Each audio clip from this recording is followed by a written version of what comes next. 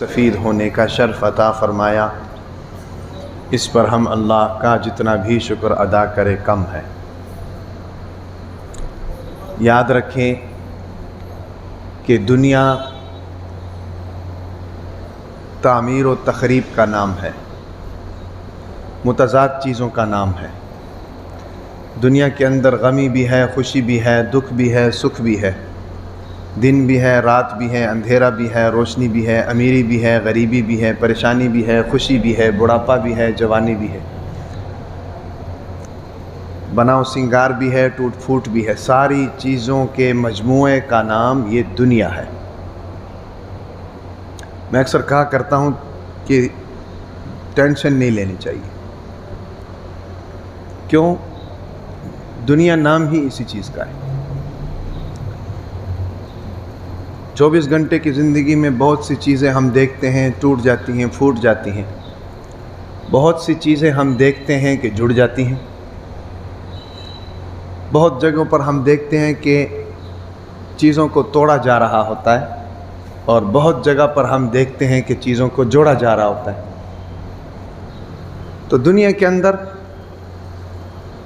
یہ ساری چیزیں ہوتی ہیں، اور پھر دنیا کے اندر چیزوں کو توڑنے کے لیے بھی افراد ہیں، چیزوں کو جوڑنے کے لیے بھی افراد ہیں۔ مکان ہے، نیا مکان بنانا ہے، مکان پرانا ہو گیا، اس کو توڑنے کے لیے اس کے ماہرین کو بلا کر لے کر آتے ہیں کہ بھئی یہ مکان ہے، اس کو توڑنا ہے۔ خود ہی توڑیں گے تو محلے داری ہے، ہمسایہ داری ہے، ان کے حقوق ہے، نقصان ہونے کا اندیشہ ہے۔ اس لیے ہم ایکسپرٹ بلا کے لاتے ہیں کہ اس مکان کو ایسے توڑو کہ محلے داروں کو نقصان نہ ہو، ساتھ والے گھروں کو نقصان نہ ہو، نیچے دکانیں ہیں، دکانداروں کو نقصان نہ ہو۔ یعنی توڑنے کے لیے بھی افراد ہیں، جوڑنے کے لیے بھی افراد ہیں۔ جنہوں نے مکان توڑا ہے ان سے جڑ نہیں سکتا ہے، جوڑنے کے لیے الگ بندے لے کر آتے ہیں، جس کو ہم انجینئر کہہ لیں، مستری کہہ لیں، ٹھیکیدار کہہ لیں، ہیں بھئی۔ اسی طریقے سے بازاروں میں چلے جائیں، بہت سے لوگ ان کا کام یہی ہے کہ کسی چیز کو توڑ دو۔ بہت سے لوگ ہیں ان کا کام یہی ہے کسی چیز کو جوڑ لو۔ بازار میں یہاں پہ چوک میں چلے جائیں، موچی آپ کو نظر آئے گا، اس کا یہی کام ہے کہ اس نے ٹوٹی ہوئی چیزوں کو جوڑنا ہے، اور سالہ سال سے یہی کام ہے۔ ایک موچی چلا جاتا ہے تو اس کی جگہ دوسرا آ جاتا ہے، دوسرا چلا جاتا ہے اس کی جگہ تیسرا آ جاتا ہے۔ اس کا کام یہی ہے کہ ٹوٹے ہوئی چپل کو، ٹوٹی ہوئی جوتی کو، ٹوٹے ہوئے سینڈل کو، ٹوٹے ہوئے جناب شوز کو وہ جوڑ دیتا ہے۔ اس کا کام یہی ہے۔ ڈاکٹر کے پاس چلے جائیں، ڈاکٹر کا کام یہی ہے کہ مریض کو جناب دوائی دینا ہے۔ مریض بھی ٹوٹا ہوا ہوتا ہے نا جی، پٹھوں میں درد ہے، گردن میں درد ہے، سر میں درد ہے، جوڑوں میں درد ہے، اس کا کام یہی ہے کہ اس کا علاج کرو۔ ویلڈر بازار میں بیٹھا ہوا ہے، اس کا کام یہی ہے کہ دو لوہوں کو آپس میں جوڑ دو، ویلڈنگ کر دو۔ الماری بنانی ہے، دراز بنانا ہے، صندوق بنانا ہے، ہمیں سیف بنانا ہے، ٹیبل بنانا ہے، چیئر بنانا ہے، اس کا کام یہی ہے کہ دو لوہے کے چیزوں کو جوڑ کر کوئی نہ کوئی چیز بنا دی۔ کلاسز ختم ہوتی ہیں، نئی کلاسز شروع ہوتی ہیں، بچوں کی نئی سلیبس آ جاتی ہے، نئی بک آ جاتی ہے۔ ماں کہتی ہے کہ بھئی سب سے پہلے پڑھائی سے بھی پہلے ان کو جلد کراؤ، جلد نہیں کراؤ گے تو کب کتابیں پھٹ جائیں گی۔ بازار میں جناب ایک آدمی بیٹھا ہوتا ہے، اس کا کام ہی جلد ہے، اس نے 2 صفوں کو آپس میں ملانا ہے، ملا کر ان کو جوڑ دینا ہے۔ بازار میں چلے جاؤ، کپڑے سلوانے کے لیے بہت سے درزی آپ کو مل جائیں گے، ان کا کام یہی ہے کہ 2 کپڑوں کو سائز لو، کاٹو اور کاٹ کر ان کو آپس میں جوڑ دو۔ یہ ساری مثالیں میں کیوں دے رہا ہوں؟ یہ ساری مثالیں میں اس لیے دے رہا ہوں کہ دنیا بھائی نام ہے اسی چیز کا، نام ہی اسی چیز کا ہے۔ چیزوں کو توڑو پھر چیزوں کو جوڑو، اسی کا نام دنیا ہے۔ معاملہ اس وقت تک خراب نہیں ہوتا جب تک چیزوں کو توڑ کر جوڑنا کا عمل جاری ہے، جوڑنے کا عمل جاری ہے۔ دنیا کے معاملات ٹھیک رہتے ہیں۔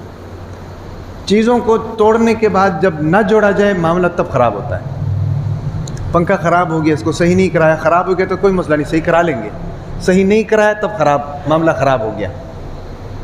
ابھی میں ممبر پر بیٹھنے سے پہلے قاری اشرف صاحب نے مجھے کہا کہ جب یہ چلر خراب ہو گئے، اب چلر خراب ہو گئے ہیں، ٹھیک ہے، لیکن اگر صحیح کرا لیں گے تو ٹھیک ہے، نہیں کرائیں گے تو معاملہ خراب ہے۔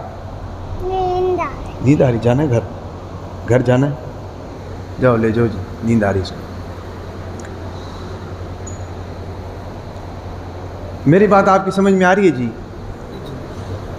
تو دنیا نام ہی اسی چیز کا ہے، ہر چیز ٹوٹ جاتی ہے دنیا کے اندر، کل من علیہا فان، دنیا کے اندر ہر چیز کو فنا ہے، دنیا کے اندر ہر چیز کو فنا ہے۔ یہ نہیں ہو سکتا کہ ایک چیز دنیا میں ہے اور اس کو فنا نہ ہو۔ دنیا کے اندر بلکہ اس کائنات میں باقی رہنے والی ذات وَيَبْقَى وَجْهُ رَبِّكَ ذُو الْجَلَالِ وَالْإِكْرَامِ صرف اللہ کی ذات ہے، باقی ہر چیز ٹوٹ پھوٹ کا شکار۔ قیامت جب قریب آ جائے گی، اسرافیل کو اللہ کہیں گے پھونکو بھائی سور، وہ سور پھونکیں گے، جو چلے گئے ہیں وہ تو چلے گئے ہیں، جو باقی ہوں گے سب ختم ہو جائیں گے، ٹوٹ پھوٹ کا شکار ہو جائے گا۔ دنیا کا نظام، کائنات کا نظام درہم برہم ہو جائے گا، آسمان نیچے آ جائے گا، ستارے نیچے آ جائیں گے، سمندر سوکھ جائیں گے، پہاڑ ٹکرا جائیں گے، بھائی سورج اور ستارے اور جناب چاند جو ہے اپنی روشنی ختم کر دیں گے، دنیا ٹوٹ پھوٹ کا شکار ہو جائے گی۔ پھر دوبارہ اللہ حکم دیں گے، اسرافیل علیہ السلام دوبارہ سور پھونکیں گے تو پھر جناب سارے تیار ہو جائیں گے، کھڑے ہو جائیں گے، پہلے توڑا پھر بنایا۔ تو یہ ساری چیزیں ہمیں یہ بتا رہی ہیں کہ دنیا جناب ٹوٹ پھوٹ کا نام ہے۔ اچھا، جب دو چیزیں ٹوٹ جاتی ہیں، جب کوئی بھی چیز ٹوٹ جاتی ہے تو اس کو جوڑنے کے لیے ایک آلہ ہوتا ہے، اسی کو لے کر اس کو جوڑا جاتا ہے۔ کسی اور چیز کا استعمال کریں گے تو وہ چیز خراب ہو جائے گی۔ دو کاغذ ہیں، ان کو جوڑنے کے لیے گیلو کا استعمال ہوتا ہے نا جی، گیلو کا۔ اگر آپ ان کاغذ کو دھاگے سے جوڑنا چاہیں گے تو کاغذ پھٹ جائے گا، اسٹیپلر سے جوڑنا چاہیں گے تو اسٹیپلر پھٹ جائے گا، کاغذ پھٹ جائے گا، میخوں سے جوڑنا چاہیں گے تو کاغذ پھٹ جائے گا۔ اس کا اپنا آلہ اس کے لیے ضروری ہے۔ لوہے کو جوڑنا ہے، لوہے کو جوڑنے کے لیے ایلفی لگائیں گے تو نہیں جڑے گا، گیلو لگائیں گے تو نہیں جڑے گا، سمت بونڈ لگائیں گے تو نہیں جڑے گا، اس کو جوڑنے کے لیے جناب ویلڈنگ ہے۔ دو اینٹ ہیں آپس میں جوڑنا ہے، ان کو جوڑنے کے لیے جناب گارا چاہیے، مسالہ چاہیے، سیمنٹ چاہیے، ریت چاہیے، وہ لگائیں گے تو جڑے گا، اس کو ویلڈنگ کریں گے تو جڑے گا ہی نہیں، گیلو لگائیں گے تو نہیں جڑے گا۔ بتانے کا مقصد کیا ہے کہ ہر چیز کو جوڑنے کا آلہ موجود ہے، اس کو اس آلے کے ذریعے جوڑیں گے تو وہ جڑ جائے گی، کام بھی دے گی۔ اگر اس کو اس آلے کے ذریعے نہیں جوڑیں گے تو وہ نہ جڑے گی اور نہ ہی کام دے گی۔ اسی طریقے سے یاد رکھیں، انسان بھی ٹوٹ جاتے ہیں، انسان بھی ٹوٹ جاتے ہیں۔ پکی یاری تھی، 40 سال سے یاری تھی، ٹوٹ گئی، رشتہ داری تھی، ٹوٹ گئی، میاں بیوی کا رشتہ تھا، 10 سال چلا ہے، 15 سال چلا ہے، ٹوٹ گئی، ہے بھئی۔ کاروباری پارٹنر تھا، 20 سال کاروبار کرتے رہے اکٹھے، رشتہ ٹوٹ گیا، ہے بھئی۔ انسانوں میں بھی ٹوٹ پھوٹ کا شکار ہو جاتا ہے بندہ۔ تو جس طریقے سے یاد رکھیں کہ دوسری چیزوں کو جوڑنے کا آلہ ہوتا ہے، انسانوں کو بھی جوڑنے کا ایک آلہ ہے۔ بدقسمتی یہ ہے نا جی، ہم لوگ جو ہیں ہر چیز کو جوڑنے کے لیے فکر مند بھی ہوتے ہیں اور افراد بھی موجود ہیں، لیکن انسان ٹوٹ جائے اس کے لیے فکر مند کوئی نہیں ہوتا، اور نہ ہی اس کو جوڑنے کے لیے کوئی تکلیف کرتا ہے، نہ اس کو جوڑنے کے لیے کوئی مشقت کرتا ہے، نہ اس کو جوڑنے کے لیے کوئی جد و جہد کرتا ہے۔ جو مرضی کردہ رہے قسمانو کھاوے ساڑا کی لگے، یہ ہمارے سنٹینس ہوتے ہیں۔ حالانکہ حضور نبی اکرم صلی اللہ علیہ وسلم کا معمول کیا ہے؟ اللہ کے نبی کا معمول یہ ہے کہ جب بھی کوئی انسان ٹوٹتا تھا، سارے کام چھوڑ کر جوڑنے میں لگ جاتے تھے۔ امت کا معنی کیا ہے؟ امت کا معنی یہ ہوتا ہے کہ سارے آپس میں جڑے رہے۔ اسلام کے جو احکامات ہیں ان کو اگر آپ دیکھیں تو سب میں اجتماعیت ہم کو نظر آتی ہے۔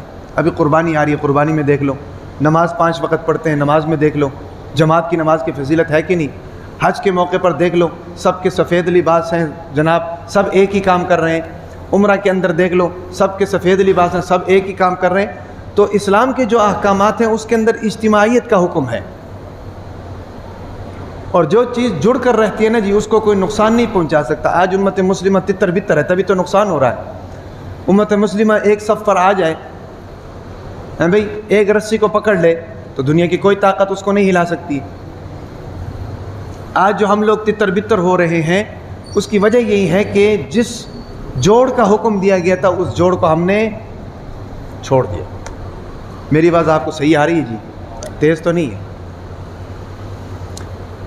تو میں یہ بتا رہا تھا انسانوں کے اندر بھی ٹوٹ پھوٹ ہوتی ہے، جس طرح دوسری چیزوں کو جوڑنے کا ایک آلہ ہوتا ہے، انسان کو جوڑنے کا بھی آلہ ہے، لیکن بدقسمتی یہ ہے کہ اس کی کوشش کوئی نہیں کرتا۔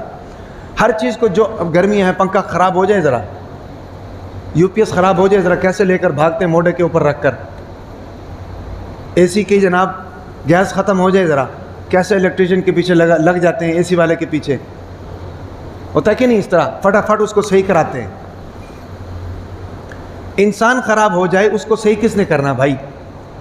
انسان ٹوٹ پھوٹ کا شکار ہو جائے اس کو صحیح کس نے کرنا؟ یہ بھی ہماری ذمہ داری ہے۔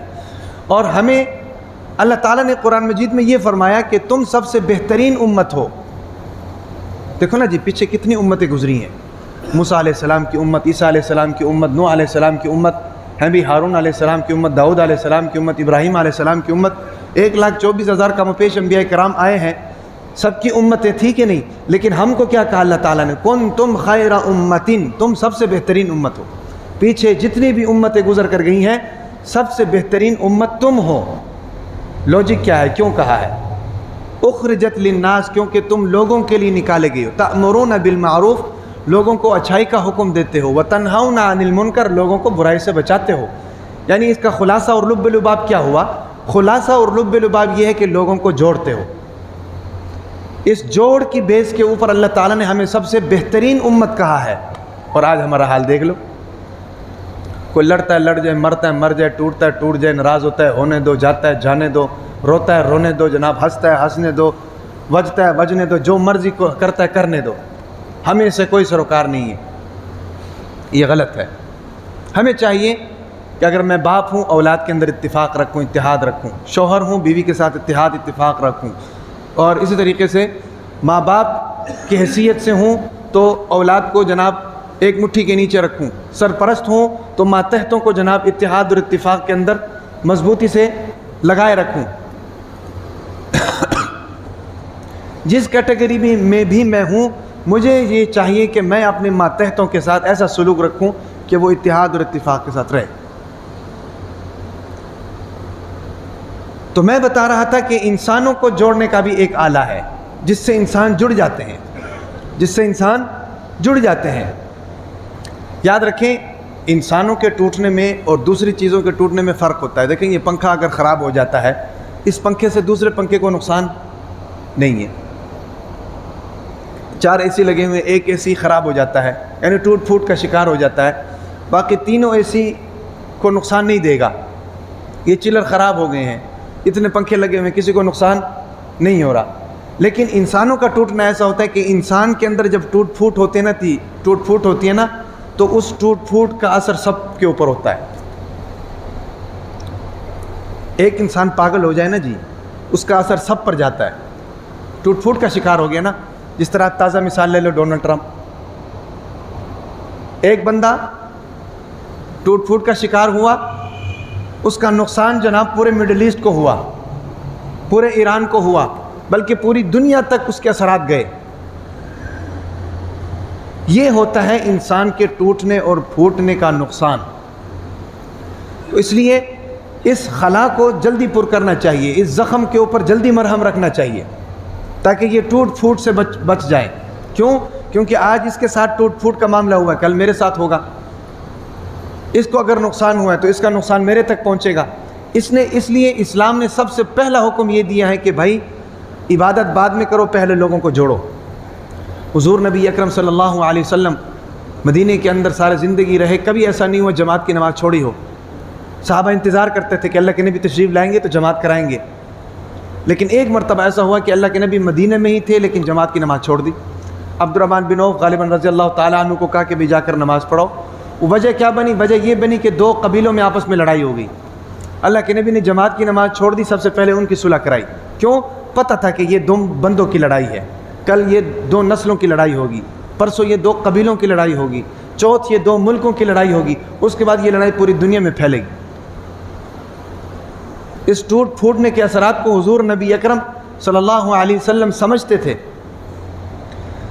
تو میں بتا رہا تھا کہ دنیا کے اندر ہر چیز ٹوٹ پھوٹ کا شکار ہوتی ہے۔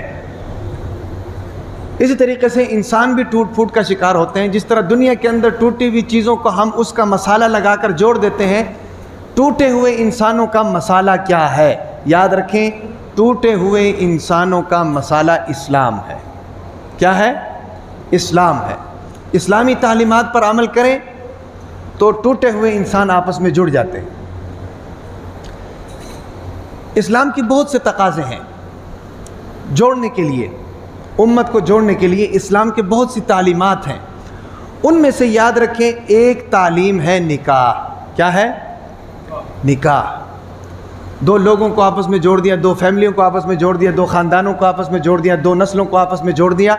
اس کے لیے اسلام کی جہاں جوڑنے کے بہت سے تعلیمات ہیں, ان میں سے ایک تعلیم کیا ہے کہ آپس میں لڑکا لڑکی کا نکاح کرواؤ.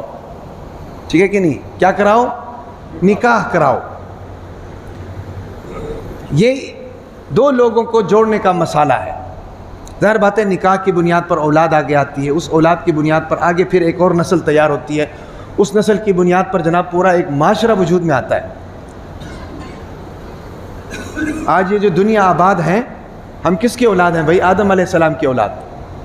ہماری ماں حضرت اماں حوا ہے, باپ حضرت آدم ہے.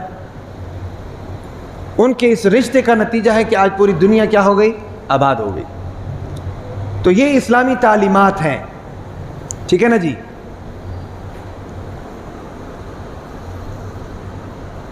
یہ جو ساری بات میں نے بتائی ہے نا, ساری بات, اس بات کو بتانے کا مقصد نکاح کے معاملات میں جو ہماری کمزوریاں ہوتی ہیں, ہماری غلطیاں ہوتی ہیں, ان غلطیوں کو اجاگر کرنا ہے اور ان غلطیوں کو ٹھیک کرنا ہے. اسلامی تعلیمات کے اندر بہت اہم عمل ہے نکاح. نکاح جو ہے نا جی, یہ عمارت کی طرح ہے. عمارت کی طرح ہے. دیکھیں نا جی, آپ ایک عمارت بناتے ہیں بھئی, اس عمارت نے 10 سال چلنا ہے, 15 سال چلنا ہے, 50 سال چلنا ہے, 60 سال چلنا ہے. اس عمارت کی پختگی جو ہوتی ہے, اس عمارت کی پختگی اس کی بنیاد کی وجہ سے ہوتی ہے. بنیاد جتنا مضبوط ہوگا عمارت اتنا پختہ. بنیاد کے اوپر جتنی محنت ہوگی عمارت اتنی مضبوط ہوتی ہے, زیادہ دیر تک چلتی ہے. بنیاد اگر کمزور ہو گئی بھئی تو عمارت کا کوئی بھروسہ نہیں ہوتا. اس لیے آپ لوگ جب دیکھتے ہیں کوئی گھر بنا رہے ہوتے ہیں تو بنیاد کے اوپر زیادہ خرچہ آ جاتا ہے. اینٹیں بھی لگ رہی ہیں جناب, کھدائی بھی ہو رہی ہیں, سریے بھی لگ رہے ہیں, مسالہ بھی لگ رہا ہے. ٹھیک ہے نا جی؟ تو بنیاد کے اندر کسی قسم کی کمزوری دکھانے کی مجال نہیں ہوتی. کسی کی کمزوری آ گئی تو سمجھ لو اوپر کی بلڈنگ جو ہے وہ خراب ہو گئی. تو نکاح جو ہے نا جی ہمارے معاشرے کی بنیاد ہے. اس بنیاد کو مضبوط ہونا ضروری ہے.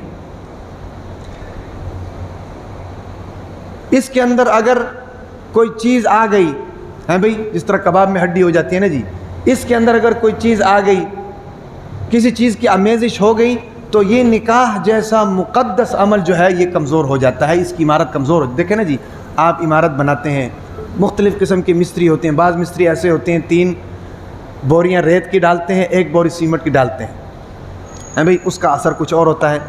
کچھ مستری ایسے ہوتے ہیں 4 بوری ریت کی ڈالتے ہیں, 1 بوری سیمنٹ کی ڈالتے ہیں, اس کا اثر کچھ اور ہوتا ہے.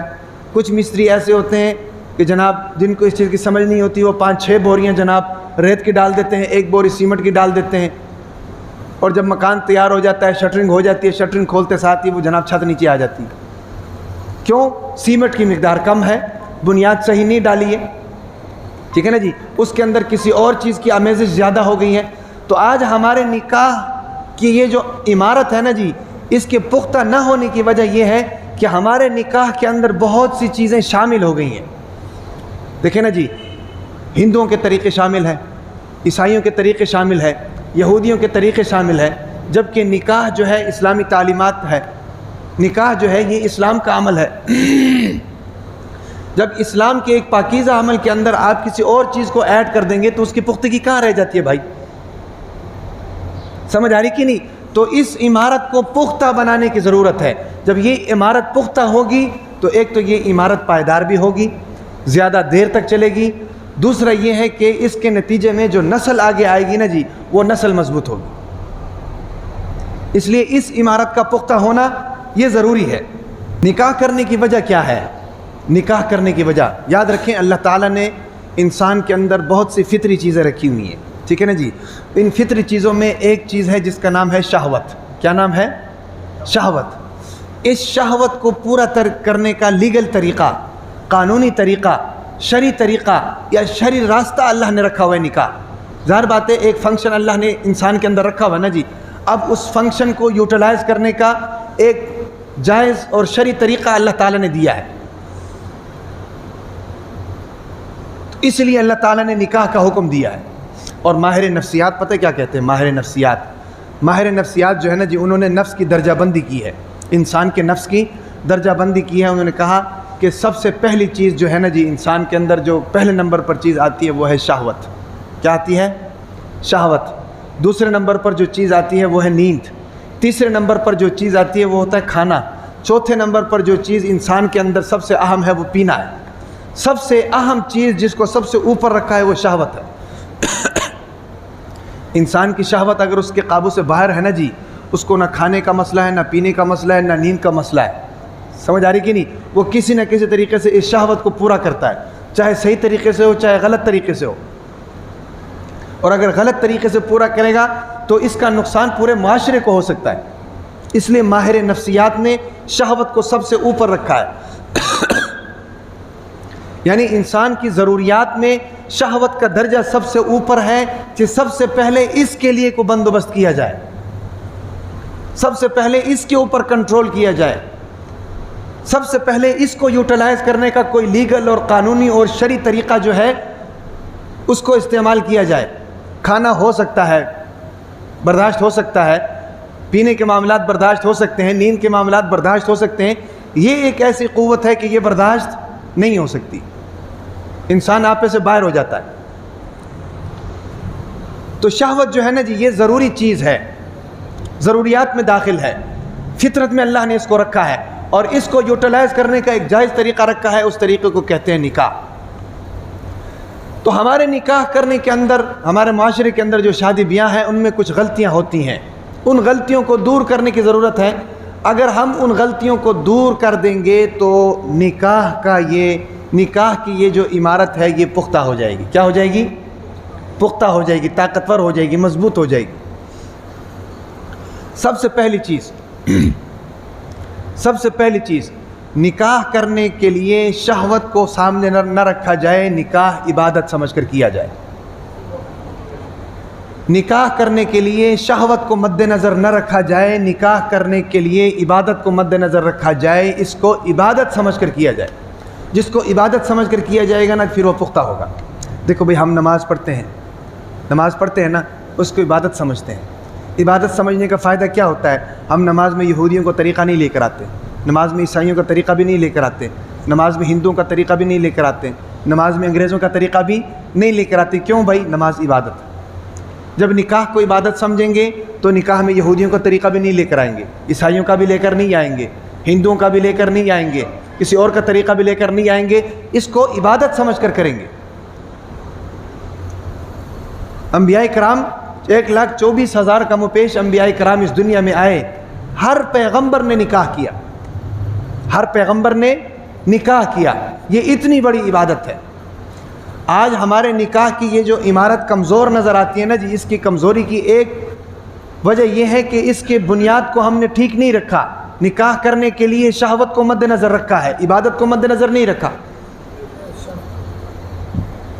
جب ہم اس کو عبادت سمجھ کر کریں گے تو پھر جناب ہمارا نکاح کامیاب بھی ہوگا اور دیرپا بھی ہوگا اور ہماری نسلیں بھی ٹھیک ہوں گی. سمجھ آ رہی کہ نہیں؟ یاد رکھیں ایک حدیث ہے جس کا مفہوم ہے، حضور نبی اکرم صلی اللہ علیہ وسلم نے فرمایا کہ کوارے کے شادی شدہ کے 2 رکعت نفل جو ہیں یہ کوارے کے 1000 نفل سے افضل ہے. ہاں، شادی شدہ کے 2 رکعت نفل کوارے کے 1000 نفل سے افضل ہیں. کیوں؟ وہ شادی شدہ ہے، اس کے اوپر بیوی کی ذمہ داری ہے، اس کے اوپر بچوں کی ذمہ داری، ماں باپ کی ذمہ داری، ساس سسر کی ذمہ داری. جناب وہ پھنسا ہوا ہے، صبح سے لے کر شام تک کھجل خوار بھی ہو رہا ہے، لڑائی بھی کر رہا ہے، مال کمانے کے لیے جناب دوڑ دھوپ بھی کر رہا ہے، خون پسینہ بھی کر رہا ہے، ساری چیزیں کر کے پھر اللہ کے سامنے بھی آ کر کھڑا ہوتا ہے.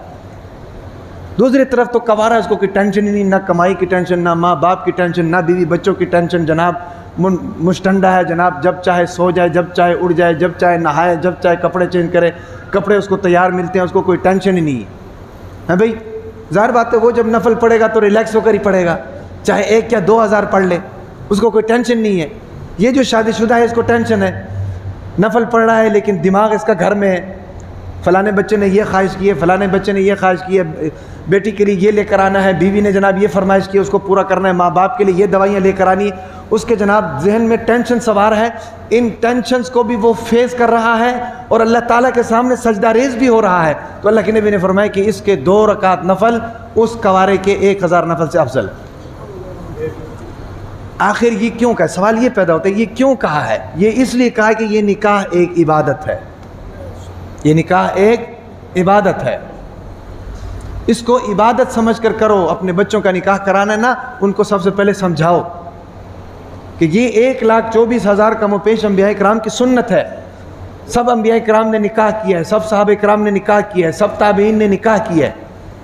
تو یہ اتنا بڑا، میرے کہنے کا مطلب یہ ہے کہ اتنا بڑا عمل ہے، اتنا بڑا عمل. تو سب سے پہلی چیز اس نکاح کی عمارت کو مضبوط بنانے کے لیے، اس نکاح کی عمارت کو مضبوط بنانے کے لیے ہماری سوچ کا تبدیل ہونا ضروری ہے کہ نکاح شہوت خود پوری ہو جائے گی. اللہ نے جائز طریقہ رکھا ہوا ہے، خود پورا ہوگا. لیکن ہمارا مطمع نظر یہ نہیں ہونا چاہیے. مطمع نظر یہ ہوگا نا صرف شہوت پوری کرنی ہے تو پھر بیوی کے حقوق ادا نہیں کرے گا، اولاد کے حقوق ادا نہیں کرے گا. اپنا کام ہو گیا بس، باقی خسمہ نخان. عبادت سمجھے گا تو اس چیز میں بھی نیکی ہے. ہاں، تو مطمع نظر جو ہے نکاح کے لیے وہ عبادت ہونی چاہیے، شہوت نہیں. حضرت عبداللہ ابن مبارک رحمۃ اللہ علیہ، انہوں نے اپنی زندگی کو تقسیم کیا ہوا تھا. 4 مہینے وہ جناب میدان جہاد میں جاتے تھے، لڑتے تھے. 4 مہینے جناب وہ رزق حلال کماتے تھے، اور 4 مہینے درس و تدریس میں جناب وہ صرف کرتے تھے. انہوں نے اپنی زندگی کو اس طرح تقسیم کیا ہوا تھا. تو جو 4 مہینے وہ لڑتے تھے نا جی، ایک دفعہ ایسا ہوا کہ لڑائی لمبی ہو گئی. تو انہوں نے اپنے ساتھیوں سے پوچھا، بتاؤ بھئی اس وقت روئے زمین پہ سب سے بڑا عمل کون سا ہے؟ سب نے کہا کہ جو ہم کر رہے ہیں یہ ہے سب سے بڑا عمل ہے. انہوں نے کہا نہیں. ساتھیوں نے پوچھا اور کیا ہے؟ انہوں نے کہا سب سے بڑا عمل یہ ہے کہ ایک شادی شدہ جوڑا جو ہے اور سردیوں کی راتوں کو اس کی آنکھ کھلے اور دیکھے کہ بچوں کے اوپر کمبل نہیں ہے، اور وہ بچوں کے اوپر کمبل جناب کھینچ کر پورا کر دے. سب سے بڑا عمل یہ ہے. اندازہ لگائیں یہ کب ہوگا؟ جب ہم اس چیز کو عبادت سمجھ کر کریں گے، شہوات کو پورا کرنے کا ذریعہ نہیں سمجھیں گے. تو یہ کیا ہوگا؟ ہماری نکاح کی جو عمارت ہے یہ پختہ ہو جائے گی. تو سب سے پہلی چیز کہ نکاح کو عبادت سمجھیں. آج جو ہمارے یہاں پر معاشرے کے اندر طلاق کا ریشو بڑھ گیا ہے نا جی، پہلے عدالتوں میں جناب سننے میں نہیں آتا تھا کہ طلاق کا کیس آیا ہے. اب تو جناب عدالتیں چلے جاؤ، روزانہ ہزاروں کیس آ رہے ہیں طلاق کے. محلوں میں چلے جاؤں، فلانے کو طلاق ہو گئی، فلانے نے طلاق دے دی. اس کی وجوہات کیا ہیں؟ اس کی وجوہات یہ ہے کہ اس رشتے کو یہ رشتہ جب وجود میں آیا تھا تو یہ رشتہ عبادت سمجھ کر وجود میں نہیں آیا تھا. یہ رشتہ جو ہے عبادت سمجھ کر وجود میں نہیں آیا تھا. اس رشتے کو وجود میں لانے کے لیے ہمارا مطمع نظر یہ تھا کہ شہوت پوری ہو جائے، بھئی سکون مل جائے. تو جب عبادت سمجھ کر کوئی رشتہ وجود میں آتا ہے نا جی، تو پھر جس طرح ہم عبادت کی قدر و قیمت کو جانتے ہیں، عبادت کرتے ہوئے جس طریقے سے ہم جناب متوجہ ہوتے ہیں اللہ تعالیٰ کی طرف، تو اس صورت میں بھی اللہ تعالیٰ کی طرف متوجہ ہوں گے کہ بھئی اگر بیوی کو تنگ کیا تو اللہ کی ذات ناراض ہوگی. عورت بھی یہ چیز سوچے گی کہ اگر شوہر کی حق تلفی میں نے کر دی تو اللہ کی ذات ناراض ہوگی. یہ عبادت جو ہم نے کی ہے یہ عبادت کمزور ہو جائے گی. زیادہ طلاق کے وجوہات بھی یہی ہیں کہ ہم نے اس چیز کو عبادت کی کیٹیگری سے نکال کر ہم نے جناب شہوت کو مطمع نظر رکھا ہے اور شہوت کی وجہ سے یہ کام کر رہے ہیں. میری بات سمجھ میں آ رہی کہ نہیں آپ کو؟ دیکھو نا ٹائم بھی پورا ہو گیا، احباب تشریف بھی نہیں لے کر آئے اور بیان بھی ابھی سارا پڑا ہوا ہے پیچھے. بندہ جاوے تھے کتنے جاوے ہوں. یا بندہ کرے تو کی کرے. تو بات چل رہی تھی نکاح کی اس عمارت کو مضبوط بنانے کے لیے سب سے پہلی چیز یہ ہے کہ ہم نکاح کریں، اس نکاح کو عبادت سمجھ کر کریں.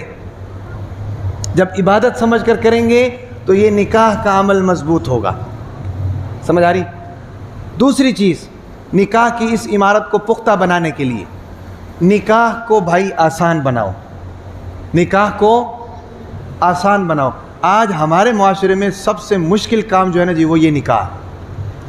بچی گھر میں بیٹھی ہوئی ہے جی، کیوں نہیں بیاہ کرا رہے؟ تعلیم، بچی تعلیم کر رہی ہے بھائی، پڑھ رہی ہے، کیوں نہیں نکاح کرا رہے؟ بچی کا جہیز تیار نہیں ہوا. ابھی لڑکا جناب مشٹنڈا ہے، پھر رہا ہے جناب، محلے کے اندر امن و امان تباہ کر دیا ہے، بے پردگی کا سیلاب ہے جناب، کسی کو چھوڑتا نہیں ہے، اوپر سے لے کر نیچے تک جناب سارا ایکس رے کر کے چھوڑتا ہے. شادی کیوں نہیں کرا رہے؟ بچہ پڑھ رہا ہے. بچہ جب اپنے پاؤں پر کھڑا ہو جائے گا تو پھر شادی کرائیں گے. اور پاؤں پر کھڑا ہوتے ہوتے معاشرے کا جناب امن تباہ ہو جاتا ہے، معاشرے کا امن تباہ ہو جاتا ہے. غریب جناب اس معاشرے کی بھیڑ چڑھ گیا ہے، اس معاشرے کے رسومات اور رواج کی بھیڑ چڑھ گیا ہے. اس جہیز کے چکر میں جناب غریب آدمی ساری اپنی جمع پونجی لگا دیتا ہے، خود سڑک پر آ جاتا ہے بیٹی کا رشتہ کرانے کے لیے. اور پھر آگے بھی کوئی پتہ نہیں ہوتا بیٹی گھر بسائے یا نہ بسائے، بیٹی کو طلاق ہو جائے یا جناب بیٹی کا رشتہ قائم اور دائم رہے، اس کا بھی کوئی پتہ نہیں ہوتا ہے. اور خدا نہ خواستہ اگر بیٹی گھر واپس آ جاتی ہے تو اس باپ کے پاس سوائے پھانسی کے اور کوئی چارہ ہی نہیں رہتا ہے. کیا کرے اور کہاں سے لے کر آئے؟ بھائی ساری زندگی لگا کے تو بیاہ کرایا، شوہر کے ساری خواہشات پورے کی ہیں، سسرال کی ساری خواہشات پوری کی ہیں، بیوی کو بچی کو پڑھایا ہے، لکھایا ہے، سارے معاملات کیے ہیں، امور خانداری اس کو سکھائی ہے بھی، ساری جمع پونجی لگا کر اس کو بدا کیا ہے. اب جناب سال 2 سال بعد یہ واپس آ گئی ہے تو اتنا سارا مال پھر دوبارہ میں کہاں سے لے کر آؤں؟ سمجھ آ رہی کہ نہیں؟ ایسا کیوں ہو رہا ہے؟ یہ اس لیے ہو رہا ہے کہ نکاح مشکل ہے بھائی. نکاح کو مشکل بنا دیا. تعلیم کے نام پر جناب، عمر کے نام پر، اپنے پاؤں پر کھڑے ہونے کے نام پر اس نکاح کو مشکل بنا دیا.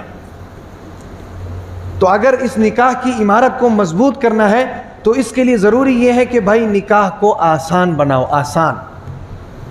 حضور نبی اکرم صلی اللہ علیہ وسلم غزوہ خیبر سے تشریف لا رہے تھے تو راستے میں نکاح کر لیا. دیکھو کوئی موقع بنتا ہے، کوئی وقت بنتا ہے. خیبر میں لڑائی کر رہے تھے، غزوہ خیبر میں واپس آ رہے تھے تو راستے میں نکاح کر لیا. نہ پہلی بیوی سے پوچھا، نہ گھر والوں سے پوچھا، نہ قوم قبیلے والوں سے پوچھا، نکاح کر لیا. اتنا آسان کام ہے یہ.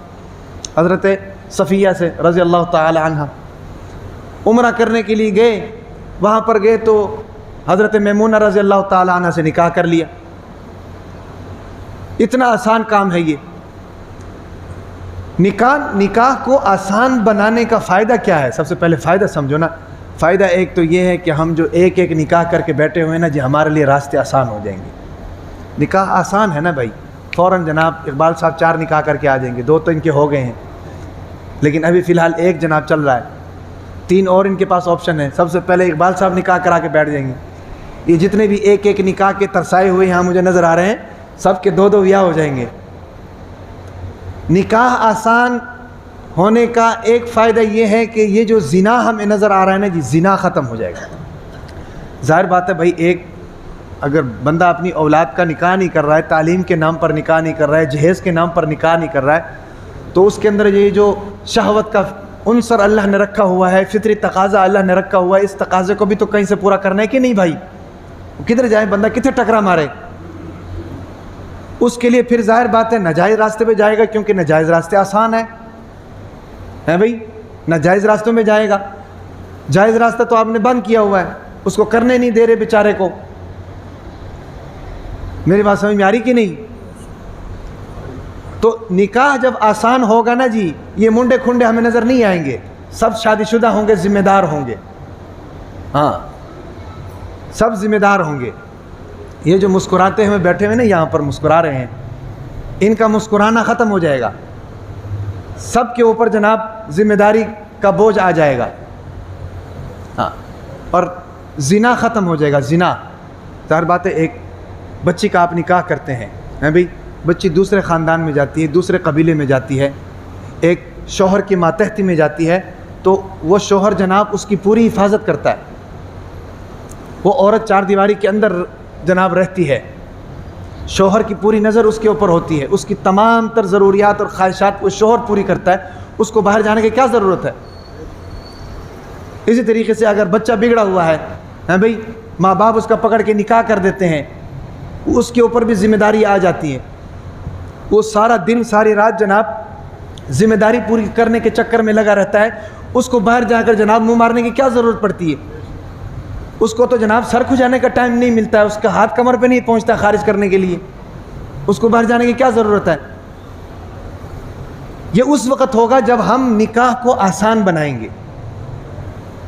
سمجھ آ رہی کہ نہیں؟ پہلے زمانے میں حضور نبی اکرم صلی اللہ علیہ وسلم کے زمانے میں نکاح آسان تھا. ایک جگہ پر طلاق ہو گئی، عدت پوری ہوئی، کئی جگہوں سے اس کے لیے رشتے آ جاتے تھے لڑکی کے لیے. کیوں؟ نکاح آسان ہے.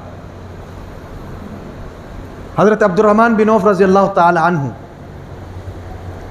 سب سے بڑے تاجر تھے صحابہ کرام رضوان اللہ علیہم اجمعین کے اندر.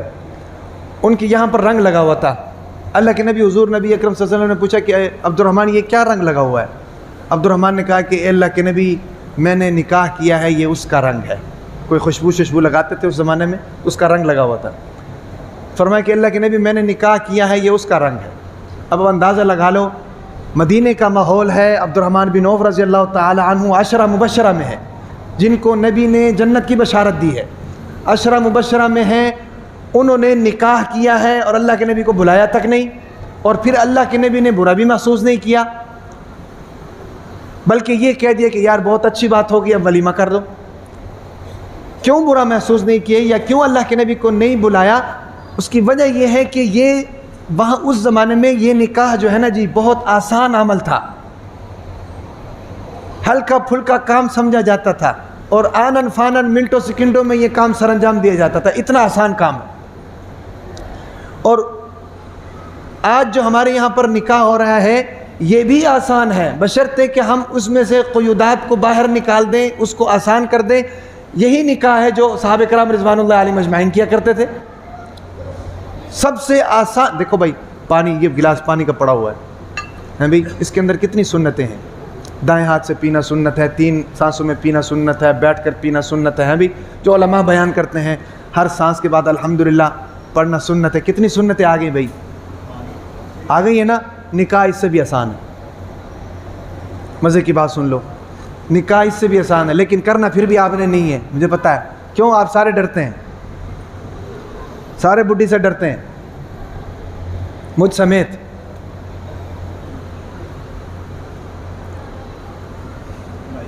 اللہ مجھے بھی ہمت دے اور آپ کو بھی ہمت دے. اس سے بھی آسان کام ہے یہ نکاح. کیسے آسان کام ہے؟ لڑکا لڑکی ایک دوسرے کو ایجاب قبول کر لیں، گواہ بیٹھے ہوں، ان کو کہہ دیں کہ بھئی گواہ رہو، ہم نے نکاح کر لیا ہے، لو نکاح ہو گیا.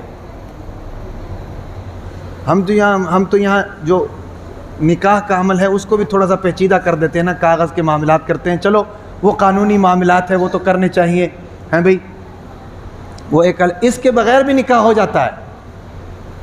اتنا آسان کام ہے. لڑکا لڑکی کسی فنکشن میں ہوں ہیں بھئی،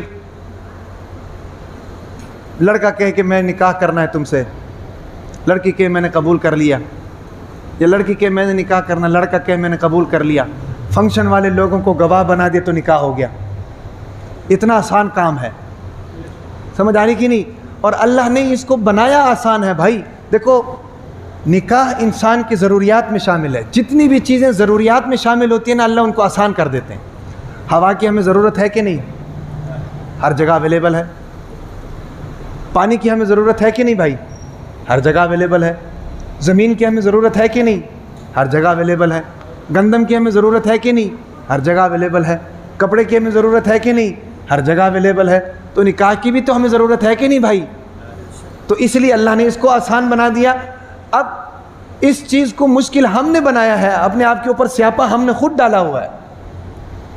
یہ جو ہمیں جناب بدکاریاں، فحاشیاں، عریانیاں، بے پردگیاں نظر آتی ہیں، اس کی بہت سی وجوہات ہو سکتی ہیں. ایک وجہ یہ ہے کہ نکاح کو ہم نے مشکل بنا دیا ہے. نکاح آسان ہو جائے گا کہ ایک آدمی نکاح کر رہا ہے تو اس کو حرام کام کرنے کی کیا ضرورت ہے؟ ایک سے اس کا کام پورا نہیں ہو رہا تو 2 کرو، 2 سے کام نہیں ہو رہا تو 3 کرو، 3 سے کام نہیں ہو رہا تو 4 کرو۔ فَانْكِحُوا مَا طَابَ لَكُم مِّنَ النِّسَاءِ مَثْنَىٰ وَثُلَاثَ وَرُبَاعَ، 4 کرو۔ اگر 4 سے بھی پورا نہیں ہو رہا تو پھر اپنے خارش کا علاج کرائے، پھر اس کو خارش ہے۔ سمجھ آ رہی کہ نہیں؟ بعض لوگوں کو خارش بھی ہوتی ہے۔ تو میں یہ بتا رہا ہوں کہ نکاح کے اس عمارت کو پختہ کرنے کے لیے جو ہے کچھ کام کا ہونا ضروری ہے۔ اس میں سے ایک کام یہ ہے کہ اس نکاح کو کیا کرو بھائی؟ آسان بناؤ۔ اس نکاح کو کیا کرو؟ آسان بناؤ۔ تیسرا کام نکاح کے اس عمارت کو پختہ بنانے کے لیے تیسرا کام یہ ہے کہ نکاح کرتے وقت نکاح کی بنیادوں کو مضبوط بناؤ۔ نکاح کی بنیادوں کو مضبوط بناؤ۔ نکاح کی بنیاد مضبوط ہوگی تو نکاح پائیدار بھی ہوگی، دیرپا بھی ہوگی۔ نکاح کی بنیادوں کو مضبوط بنانے کے لیے 4 چیزیں ہیں۔ کتنی چیزیں ہیں بھائی؟ 4 چیزیں ہیں، ان کو دیکھنا چاہیے۔ ان کو دیکھ کر اس میں سے جس چیز کا انتخاب کرنے کا حضور نبی اکرم صلی اللہ علیہ وسلم نے فرمایا اس چیز کا انتخاب کرو۔ اللہ کے نبی نے فرمایا کہ 4 چیزوں کو دیکھ کر نکاح کرو، لمالہا، لجمالہا، لحسبہا، لدینہا۔ عورت سے نکاح کرنے کے لیے 4 چیزوں کو دیکھا جاتا ہے۔ ایک تو اس کی خوبصورتی، جمال ہے بھائی، اور دوسرا اس کی مالداری، تیسرا اس کا حسب نسب، بیک گراؤنڈ، اس کا قوم قبیلہ، اور چوتھا جو ہے اس عورت کا تقوی۔ 4 چیزوں کو دیکھا جاتا ہے۔ سب سے پہلی چیز کیا ہے؟ جمال، خوبصورتی۔ دوسری چیز کیا ہے؟ مال، مالداری۔ تیسری چیز کیا ہے بھائی؟ حسب نسب، قوم قبیلہ۔ اور چوتھی چیز کیا ہے؟ تقوی۔ اور اللہ کے نبی نے فرمایا کہ بھائی تقوی کو فوکس کرو، دینداری کو فوکس کرو، تقوی کو۔ کیوں؟ اس کی وجہ کیا ہے؟ اس کی وجہ یہ ہے کہ اگر خوبصورتی کو فوکس کرو گے تو خوبصورتی جاتی ہے، ختم۔ 40 سال سے اوپر چلے جائے بندہ تو ویسے ہی جناب وہ مرجھا جاتا ہے۔ مالداری کو فوکس کرو گے تو مالداری بھی ختم۔ حسب نسب کو فوکس کرو گے، قوم قبیلے کو فوکس کرو گے تو قوم قبیلہ بھی ختم۔ کل من علیہ فان، ہر چیز کو فنا ہے۔ لیکن اگر تقوی کو فوکس کرو گے تو تمہاری زندگی جناب گلے گلزار ہو جائے گی۔ ہاں، دینداری کو فوکس کرو۔ یہ جو ہے نا جمال، خوبصورتی، یہودیوں کے ہاں خوبصورتیوں کو فوکس کیا جاتا ہے، اور عیسائیوں کے ہاں مالداری کو فوکس کیا جاتا ہے، اور ہندوؤں کے ہاں جناب حسب نسب، ذات پات کو دیکھا جاتا ہے۔ اسلام کہتا ہے تقوی کو فوکس کرو، تقوی کو۔ جب تمہارے میاں بیوی کے رشتے کے درمیان تقوی کا تڑکا ہوگا تو تمہارا رشتہ پائیدار بھی ہوگا، دیرپا بھی ہوگا، خوبصورت بھی ہوگا، پرسکون بھی ہوگا، اور تمہاری نسلیں بھی جناب خوبصورت طریقے سے جناب پروان چڑھیں گی، اور معاشرہ تمہارا مضبوط ہوگا۔ سمجھ آ رہی کہ نہیں بھائی؟ تو اس لیے اپنی اولادوں کا نکاح کرتے وقت جناب آپ رشتے تلاش کرنے جاتے ہیں تو اس کے لیے آپ دیکھا کریں کہ بھی خاتون جو ہے وہ تقویدار بھی ہے کہ نہیں، کوئی جس کے اندر اللہ کا ڈر نہ ہو۔ شوہر سے کہاں ڈرتی ہے؟ ساس سسر سے کہاں ڈرتی ہے؟ معاشرے سے کہاں ڈرتی ہے؟ ابھی محلے داروں سے کہاں ڈرتی ہے؟ جس کے اندر اللہ کا ڈر نہ ہو۔ جس کے اندر اللہ کا ڈر ہو تو پھر ساری چیزیں خود ہی لائن پر آ جاتی ہیں۔ اس لیے میں آپ کو اکثر کہتا ہوں بھائی اپنی اولاد کا تعلق اللہ سے مضبوط کرو، اپنے آپ سے اتنا نہ کرو۔ اللہ سے ڈراؤ، اللہ کے ساتھ اس کو مضبوط کرو۔ جب اللہ کے ساتھ مضبوط کرو گے تو آپ کو جناب چیک اینڈ بیلنس رکھنے کی اتنی ضرورت نہیں پڑے گی۔ کیوں؟ اولاد کو پتہ ہے میرا پیو دیکھے نہ دیکھے اللہ دیکھ رہا ہے۔ باپ کہے نہ کہے اولاد نے نماز پڑھنی، کیوں؟ اس کو پتہ ہے اللہ کا حکم ہے۔ سمجھ آ رہی کہ نہیں میری بات کی؟ تو یہ نکاح کی بنیاد ہے تقوی۔ جب تقوی ہوگا تو پھر ہر چیز ٹھیک ہوگی۔ اس کو پتہ ہے میرے شوہر کے یہ حقوق ہے، میرے بیوی بچوں کے یہ حقوق ہے، میرے ساس سسر کے یہ حقوق ہیں، ان کو پورا کرنا ہے۔ جو بیوی شوہر کے سارے حقوق پورا کرے، شوہر کی کیا مجال ہے کہ بیوی کے ساتھ لڑائی کرے؟ اور جو شوہر بیوی کے سارے حقوق پورے کر رہا ہے تو بیوی کی کیا مجال ہے کہ وہ شوہر کے ساتھ لڑائی کرے؟ آج یہاں پر جو لڑائی دنگا فساد ہمیں نظر آ رہا ہے نا جی، اس کی وجوہات یہ ہیں کہ میاں بیوی کے درمیان تقوی نہیں۔ اور ضروری نہیں کہ عورت کے اندر ہی تقوی ہو، مرد کے اندر بھی تقوی ہونا چاہیے، مرد کو بھی ٹھیک ہونا چاہیے۔ ساری ذمہ داری عورت پہ ہی نہ ڈالو۔ لیکن چونکہ مرد کے لیے رشتے کی تلاش ہوتی ہے، بیوی نے آگے نسل کی پرورش کرنی ہوتی ہے، عورت نے آگے جناب نسل کو تربیت دینی ہوتی ہے، تو اس لیے جب رشتہ تلاش کرو تو اس میں تقوی کو فوکس کرو۔ حضرت عمر رضی اللہ تعالی عنہ کے زمانے میں نا جی، جب حضرت عمر رضی اللہ تعالی عنہ خلیفہ تھے، حضرت عمر رضی اللہ تعالیٰ عنہ چکر لگا رہے تھے نا، اس طرح رات کو چکر لگا رہے تھے، تو ایک گھر کے قریب سے گزرے تو گھر سے آواز آ رہی تھی، ماں بیٹی کو کہہ رہی تھی کہ بیٹی دودھ کے اندر تھوڑا سا پانی ملا دو، یہاں تو تھوڑا بہت نہیں نا، زیادہ ملاتے ہیں۔ وہاں ماں اپنی بیٹی کو کہہ رہی تھی کہ بیٹی دودھ کے اندر تھوڑا سا پانی ملا دو، تو بیٹی نے کہا کہ امی جان، امیر المؤمنین حضرت عمر رضی اللہ تعالیٰ عنہ نے منع کیا، رات کا اندھیرا، بیٹی نے کہا کہ امیر المؤمنین عمر رضی اللہ تعالیٰ عنہ نے منع کیا ہے۔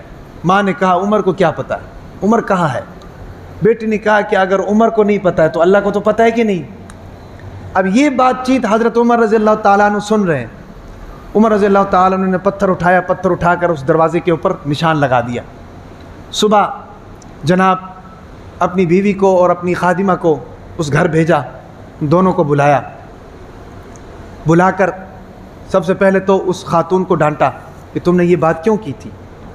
اس خاتون نے کہا کہ میں نے یہ بات اس لیے کی تھی کہ میں اپنی اس بیٹی کو آزمانا چاہ رہی تھی کہ میری بیٹی جسمانی طور پر تو بالغ ہے، روحانی طور پر بھی بالغ ہے کہ نہیں۔ روحانی طور پر بالغ کس کو کہتے ہیں؟ کہ آدمی یہ سمجھے کہ بھئی اللہ دیکھ رہا ہے۔ جسمانی طور پر ہم سب یہاں پر مشٹنڈے بیٹھے ہوئے ہیں ماشاءاللہ، اللہ تعالیٰ ان کو مزید جناب طاقت عطا کریں، تو یہ تو جسمانی طور پر ہے۔ روحانی طور پر بھی بالغ ہونا ضروری ہے۔ اگر میں بالغ ہوں جسمانی طور پر اور میں گناہ نہیں چھوڑ رہا ہوں تو اس کا مطلب روحانی طور پر میں بالغ نہیں ہوں۔ نابالغ بے وقوف ہوتا ہے نا جی، نابالغ کم عقل ہوتا ہے، بے وقوف ہوتا ہے، سمجھ بوجھ اس کے اندر کم ہوتی ہے۔ تو جو آدمی جسمانی بالغ ہونے کے باوجود بھی اگر گناہ نہیں چھوڑتا ہے تو اس کا مطلب کیا ہے کہ وہ اپنی روح کو پروٹیکٹ نہیں کر رہا، اپنی روح کی حفاظت نہیں کر رہا۔ روح خراب ہوتی ہے گناہوں کی وجہ سے، جس طرح جسم خراب ہو جاتا ہے کچھ چیزوں کی وجہ سے، کولڈ ڈرنک پی رہے ہیں تو جسم خراب ہو رہا ہے، سوٹا لگا رہے ہیں تو جسم خراب ہو رہا ہے، شراب پی رہے ہیں تو جسم خراب ہو رہا ہے نا جی، اس طریقے سے روح بھی خراب ہوتی ہے۔ روح خراب ہوتی ہے روحانی بیماریوں کی وجہ سے، گناہوں کی وجہ سے روح خراب ہوتی ہے۔ تو اس ماں نے کہا کہ میں صرف اس کی آزمائش کر رہی تھی کہ یہ میری بیٹی جو ہے جسمانی طور پر جوان ہو گئی ہے، بالغ ہو گئی ہے، روحانی طور پر بھی بالغ ہو گئی ہے کہ نہیں۔ تو پھر حضرت عمر رضی اللہ تعالی عنہ نے پوچھا اس عورت سے کہ اس بچی کا نکاح ہو گیا کہ نہیں۔ اس عورت نے کہا کہ اس بچی کا نکاح ہو گیا تھا لیکن اس کا شوہر فوت ہو گیا ہے اور اب یہ بیوہ ہے۔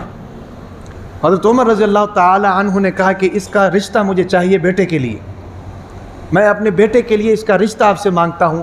تو اس نے پھر جناب اس کا رشتہ اپنے بیٹے کے لیے مانگا عمر رضی اللہ تعالی عنہ نے، اور اپنے بیٹے کے ساتھ اس کا نکاح کیا۔ اب یہ عمل ہمیں بتاتا ہے کہ آخر ہم تو دیکھو نا، بیوہ ہو تو نکاح ہی نہیں کرتے، سانو کواری چاہیے۔ عمر رضی اللہ تعالیٰ عنہ نے بیٹے کا نکاح بیوہ سے کیا۔ وجوہات کیا تھی پیچھے؟ وجوہات یہ تھی کہ اس بیٹی کے اندر تقوی موجود تھا۔ رات کے اندھیرے میں مدینے کے اندر رہتے ہوئے اس کو اللہ تعالیٰ کا ڈر تھا، اس کی تقوی کو دیکھتے ہوئے عمر رضی اللہ تعالیٰ نے فیصلہ کیا کہ اس کا نکاح بیٹے سے کراؤں گا۔ سمجھ آ رہی بات کی؟ تو اس لیے نکاح کی بنیادوں میں سب سے مضبوط بنیاد وہ ہے تقوی۔ اب آپ کہیں پر شادی میں جاتے ہیں تو مولوی صاحب آتے ہیں نکاح پڑھانے کے لیے، ہیں بھئی، تو آپ نے نکاح کا خطبہ سنا ہوگا، اس خطبے میں تقوی کی آیات ہوتی ہیں، حالانکہ ان آیات میں نکاح کا لفظ نہیں ہوتا۔ یا ایھا الناس اتقوا ربکم الذی، اے لوگوں اللہ سے ڈرو۔ یا ایھا الذین آمنوا اتقوا اللہ، اے ایمان والو اللہ سے ڈرو۔ تقوی کی آیات تلاوت کرتا ہے نا جی، تقوی کی آیات، یہی آیات حضور نبی اکرم صلی اللہ علیہ وسلم تلاوت فرمایا کرتے تھے۔ ان کی تلاوت کرنے کی وجہ یہی تھی کہ بھائی بتانا مقصود تھا کہ یہ جو رشتہ ہے یہ تقوی کی بنیاد کے اوپر ہے، شہوت کو مد نظر رکھتے ہوئے نہیں ہے، عبادت کو مد نظر رکھتے ہوئے ہے، تقوی کی بنیاد پر جناب یہ رشتہ قائم ہے، اور یہ رشتہ اس وقت تک قائم رہے گا جب تک تقوی اس کے اندر موجود رہے گا۔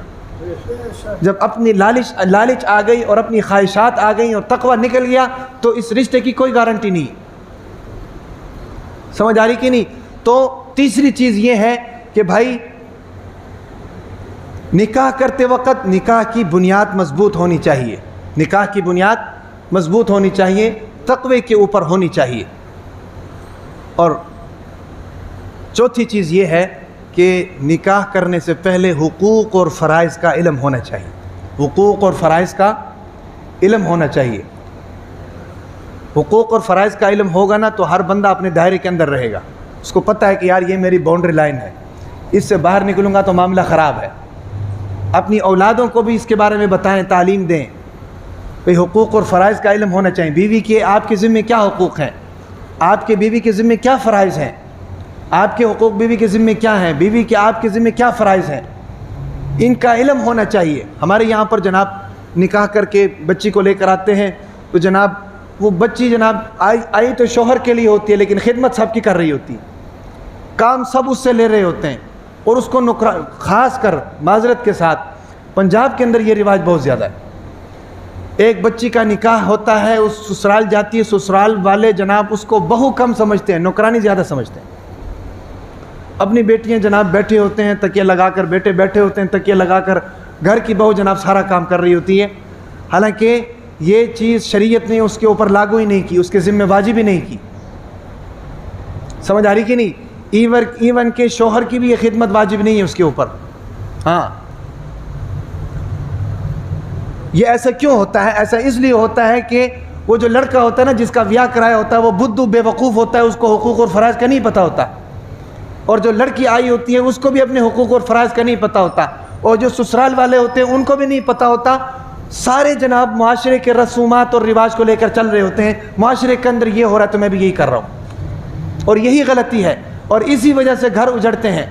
ظاہر بات ہے جس بہو کے ساتھ یہ رویہ رکھا ہوا ہے، جس لڑکی کے ساتھ یہ رویہ رکھا ہوا ہے بھئی، وہ لڑکی جناب جب بال بچے دار ہوگی، جب اپنے بچوں کا کہیں نکاح کرائے گی، وہ آگے ان کے ساتھ یہی رویہ رکھے گی اور نسل در نسل پھر جناب یہی رویے چلتے آتے ہیں. معاشرے کے اندر جناب یہ رسم و رواج بن جاتے ہیں. یاد رکھیں کہ جس عورت کے اندر، جس گھر کے اندر بچی نکاح کر کے آئی ہے نا جی، وہ بچی جو ہے اس عورت کی، اس گھر کی نوکرانی نہیں ہے. ساس سسر کی خدمت اس کے ذمہ واجب نہیں ہے. ہاں اگر کرتی ہے تو اس بچی کا احسان ہے. انسانیت کا تقاضا ہے، یہ سمجھ لو انسانیت کا تقاضا ہے. جس طریقے سے وہ اپنے گھر میں تھی یہ بھی اس کا گھر ہے. لیکن یہ احساس کب ہوگا؟ یہ احساس اس وقت ہوگا جب وہ گھر کی ساس جو ہے اس کو اپنی بیٹی سمجھے گی. ہاں، جب اس کو اپنی بیٹی سمجھے گی تو اس لڑکی کے اندر یہ احساس پیدا ہوگا. جب ساس اس کو بہو سمجھے گی تو پھر ظاہر بات ہے وہ بھی اس کو ساس ہی سمجھے گی، اس کو ماں نہیں سمجھے گی. سمجھ آ رہی کہ نہیں؟ انسانیت کا تقاضا یہ ہے، محبت کا تقاضا یہ ہے کہ وہ اس گھر کے اندر آئے، ساری ذمہ داریاں پوری کرے. ورنہ حقوق اور فرائض کا علم ہونا چاہیے.